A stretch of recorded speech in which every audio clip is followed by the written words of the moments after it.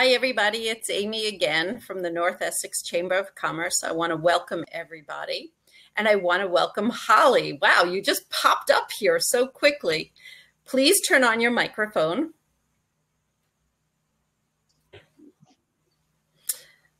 Welcome, Holly. I'm very happy to have you this morning. You're on mute too? Am I? Now you're not on mute. I'm good. I'm good. It's good to be here. Thank you. Are you able to pull up your presentation? Well, let's see. Let's give it a shot. Go to the share screen on bottom. I had it open. Where is it now?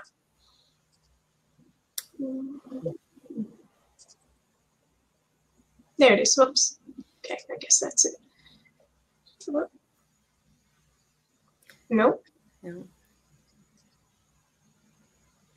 Now, you can turn off your video and then everybody will just see the slide presentation, or they could see you and the slide presentation.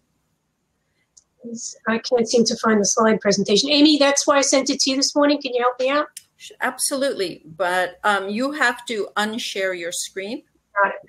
Okay, now I will share mine.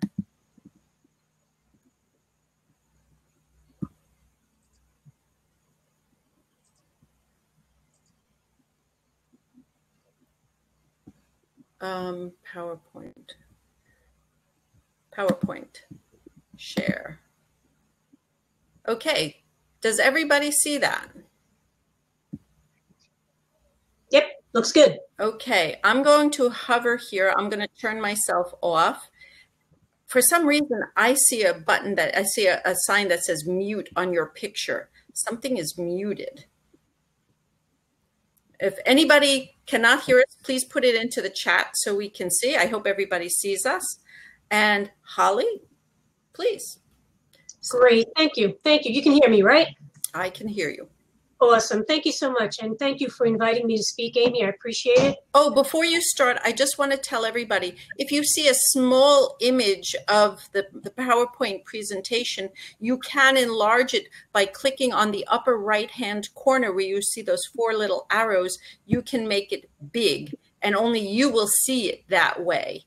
And then you will just hear Holly proceed with her presentation. So you are free to adjust the presentation as it suits you.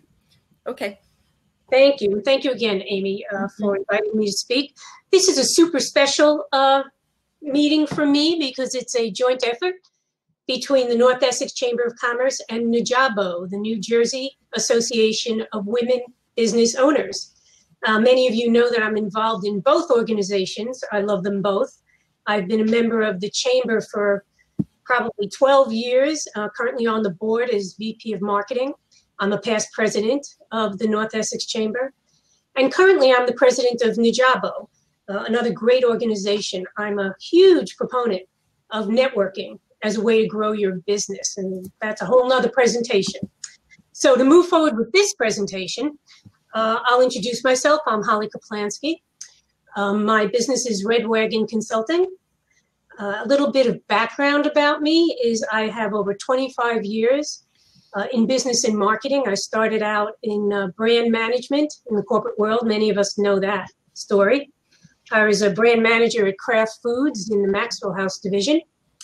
After that, I moved into be a global marketing director with offices all around the world for a medical online database. And one of my final positions was the chief operating officer for Russ Candy Bears, which is a licensee of Russ Berry, the super cute plush toys. After that, I went into my own business. And for 15 years, I was the owner of a very successful printing company, Minuteman Press. And now I'm taking all that expertise and sharing it with my clients as a marketing and business consultant. And I will share some of those tips with you now. Thank you, Amy. You're welcome. So one of the things that I was very surprised at when I bought my own business was that I was in the sales department. That was a big surprise for me, but as all of us business owners know, we're all in sales. So some tips that I learned along the way, especially since I do not like sales. Some of you, I applaud you, do like sales, but I did not. So for my buddies out there who are not natural salespeople, what I like to say about it is don't look at it as sales, but as building relationships, which is a crucial thing for us, not only in business, but in life, right? So if you take the sales word out of it and just say, well, I'm going to go build some relationships, that makes it a little more palatable. At least it did for me. And the best technique to build relationships is to listen. I know we've all had the experience where we meet somebody, a business relationship, and they start to talk and talk and talk, and you can't get a word in edgewise. And afterwards, you didn't feel good about that discussion. You felt left out and like no one was listening to you. So a really important skill is to learn to listen. And after you're done listening, then ask questions. Ask lots of questions. Try to find out a little more about them. Again, when you're building a relationship, it's really about them, not so much you. You'll get to the you later. What I really dislike and is a turnoff for me is when I meet somebody and they do a dump of all the things they do. And they sort of hope something sticks. And they go on and on and on and on. You really don't want to do that. You really want to learn about the other person, back to the listening and asking questions, and then focus in on what their needs might be. Tell them how you can help them. That goes a lot further in the sales cycle than just the big old dump of things you do. Next, Amy.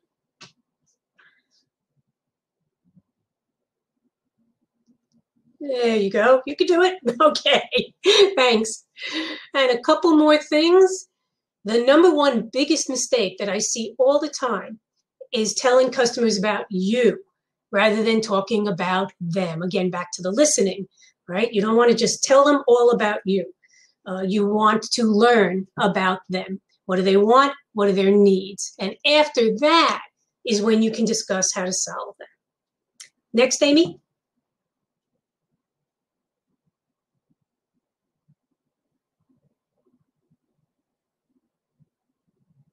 Now, the other side of sales is going to be marketing. So what I like to say is sales is a one-on-one conversation, but marketing is a conversation to a lot of different people. You're reaching out to a lot of people. And again, it's all about the customer. This is the marketing sort of brand of the marketing way of the sales conversation of listening, right? It's about them, not you. So when you're marketing, you really want to think about your target market. A lot of people may not understand what that is. And I know when I first bought my business, I thought this was my printing business. I thought, if you're breathing, you're a market for me. I'm going to sell to you. You're my customer. But in fact, that wasn't true. I really, really had to dive down to see who had the budget to buy printing, to see who might need printing, to see who might want to work with me. So target marketing is all about figuring out who you should be selling to. And that requires some thought and some digging deep. You should play to your strengths. Figure out what they are. You can't be everything to everybody. Figure out exactly what your strengths are. Whoop. Amy, go back. Okay. There you go. You're talking to your customers, you're talking to your associates, and you have to think about them. So what I mean by that is talk to a couple of your customers or your coworkers and find out what makes you different. Sometimes we can't get out of our own mind and we're a little sort of blind to ourselves. Talking to other people really seriously to find out what your strengths are is helpful. And dig deep. Keep asking why. So let's say you call your favorite client. You say, I'm doing some research for my brand. Tell me why you do business with me. And they'll tell you something like, you're very nice. But dig deep. Well, why do you say that? What is it about that makes you want to do business with me? Why do you keep doing business with me? Why do you do business with me rather than my competitors? And hopefully after keep asking this question, you'll get some words, some phrases you can use. And that's really what I call juicy marketing information that you can use in your branding and in selling your product. Okay, Amy.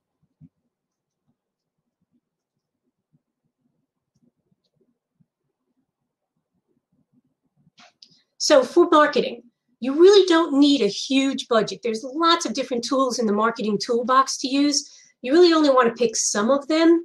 There's email, there's social media, there's direct mail, there's PR, there's telemarketing, there's cold calling, there's advertising. Overwhelming. This is one of the ways I specialize in working with my clients. I look at all these tools in the toolbox with them, and we pick 1 or 2 or 3, no more than 3. It's just too much to focus on. Don't overdo it. You can pick 1, 2, 3 and be very, very effective. And you can always grow later. You can see what's working, see what's not working, focus on the things that are working and grow that. I spoke about this a little before. One relatively low budget form of marketing is networking, what we're all doing here today. What I like to say is when you join an organization, whether it be the Chamber of Commerce or Najabo, for instance, get involved, step up, join something, get on a committee. We talked about building relationships. Networking is all about building those relationships. And the best way to do it is getting on a committee. The Chambers, BNI, Rotary, Najabo, join them. Get on a committee. You'll quickly find out which ones work best for you and step up on those, and you can move along for the ones that don't. But that is the #1 way to grow your business and get involved. Get out and get networking. You can get business cards from people at all of these meetings that you're virtually or physically, hopefully, one day attending. And you need to build a database with it. Okay? It can just be Excel. It doesn't have to be anything fancy. But just getting those business cards and putting them in a big stack isn't going to help you. Build a database. Key the information in somewhere. There's lots of apps now where you can take a picture of the business card and it will automatically enter itself into a database. And then you have to follow up. You're working it. It just doesn't fall from the sky. You have to work it. So follow up. Follow up with interesting emails, not just promotional offers. I hate it when I meet somebody at a networking event. I give them my business card. The next thing you know, I get an email selling me something. That is not about building relationships. And it's really not a good way to go about this. Follow up with an interesting email. Okay? Tell them something interesting. Send them a white paper. Send them some interesting article that you've seen. Ask them to have virtual coffee. Get to know them. Again, it's about building relationships. Focus on that. Okay?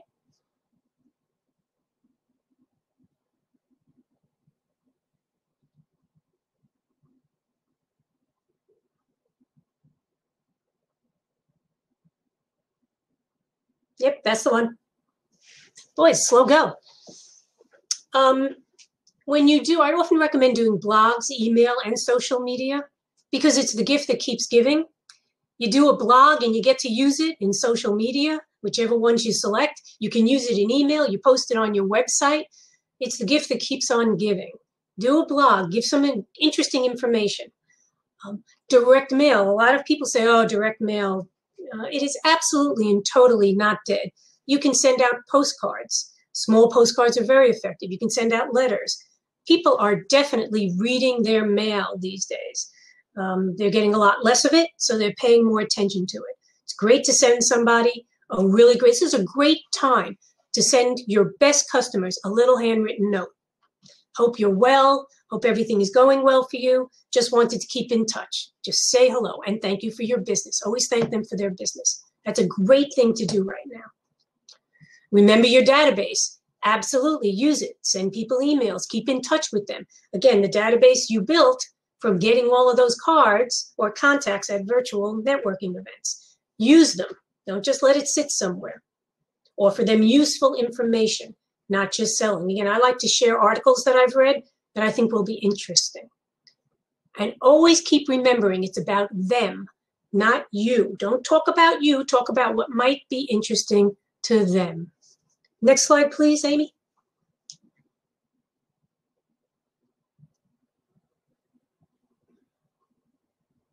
All right. Now, about your brand.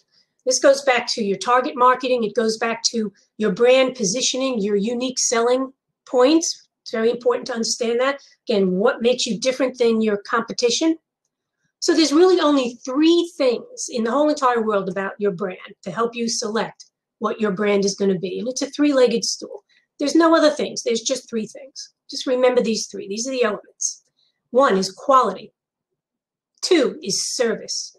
And 3 is price. When you're developing your brand and what you want your business to be, these are the 3 things you have to think about and you can pick one or two. No one can do all three successfully. You can't compete and have the best quality, the best service, and the lowest price. Can't do it. Can't do it. Okay. So pick one or two that you want to excel at. Focus on those and make sure you are reinforcing those in all your marketing, whether it be your LinkedIn profile, your flyers, your website. Be consistent. Okay. So when we talk about quality, we're thinking about things like Mercedes, Apple. You know they're focused on quality. I put Dell computers up there with a question mark because I'm not really sure. Is Dell the best quality? I don't know. I think they think that they are. Are they better than HP? I think they've got some work to do. Or service. We're thinking Nordstrom, Mercedes, Amazon. Amazon is a really interesting one. It is all about service, nothing else. They oftentimes, the product is never theirs. Sometimes they don't even warehouse it. But it's all about the service. Get it next day, get it the following day. That's what they focused on, and they've been laser focused on that. Okay? And price. Hyundai, Marshalls, Vistaprint, all focus their business on price, right? Hyundai, right? Great car. Will last forever. It'll go hundreds of thousands of miles. It's a really good car. But they have focused their marketing on price. You're going to get their car for a less price than you would for Mercedes. It'll be a different experience, but it's a lesser price. And that's what they've focused their target market on. So when you're thinking about your brand and you're developing your brand, think about these three things, right? So as a printer, I really position myself on service, right? Quality is a given. You expect your printing to show up and be right. But service is another story. You're going to get it when I say you're going to get it. It's going to be what I said it is. I would never let down on price. I wouldn't compete on price because I couldn't give you great service and low price. So when people would say to me, can you match this price? No, I can't. It's not what I do. You're going to get what you ordered on time. It's going to be great, but I can't give up price to give you those other two things. Okay? So think about these and really figure out where you want to position yourself and stick to it. Amy, next, please.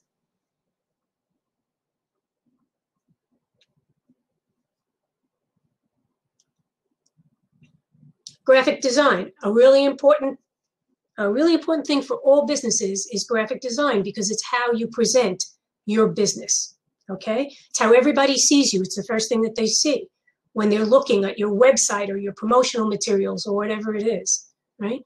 And it's about the message, not the pretty design.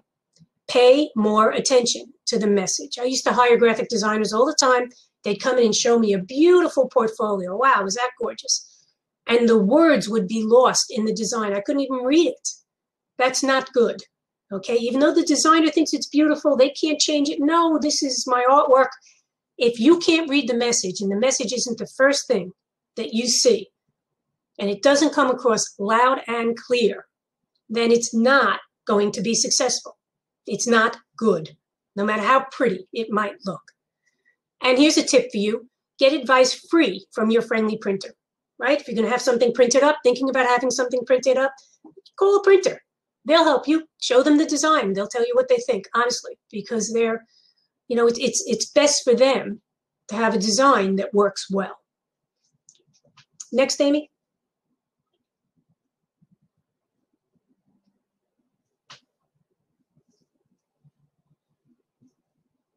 Okay, so back to my original point, right?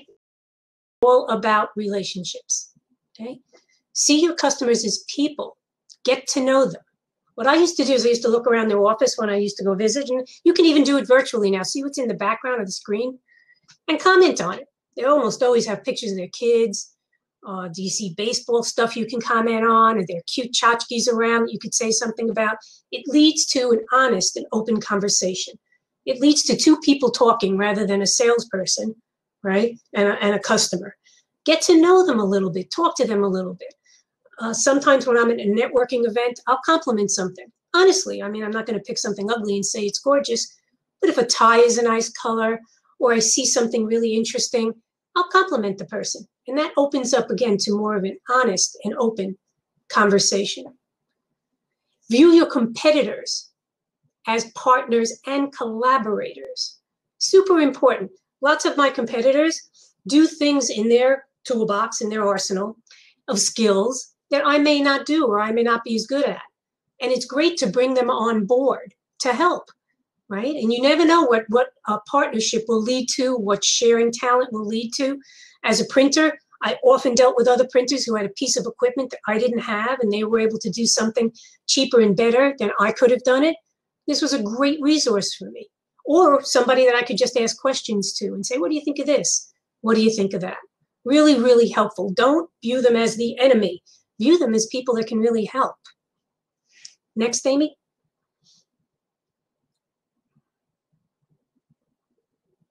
Okay. Great. I want to thank everybody for their time. I want to thank you all for showing up today. Hope you've gotten a little something out of this speech. Again, my name is Holly Kaplansky. My business is Red Wagon Consulting. I am working now with companies who want to review their marketing and see what's working, what might not be working. A lot of my customers are confused by all of these marketing things. They don't know what to do, when to do it, what's working, what isn't. And that's what I'm working with them on. And I offer to everybody on this call any kind of a chat you'd like to discuss whatever it is you might want to talk about on your marketing, your website, your business. I'd be happy to chat with anybody. So that's about it for me. Thank you. Thank you again. And Amy, Holly, thank you. Thank you very much. That was really great. If anybody has any questions for Holly, they're welcome to put it into the chat right now. Right now in the chat, there's a lot of thank yous and nice remarks.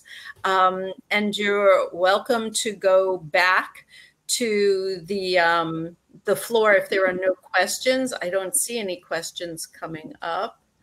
So I want to thank you. And all you have to do to return to the table is to turn off your camera and your microphone, and you'll just disappear. And I'm going to unshare your screen. So there we are. And you just have to turn off your camera. So thank you once again.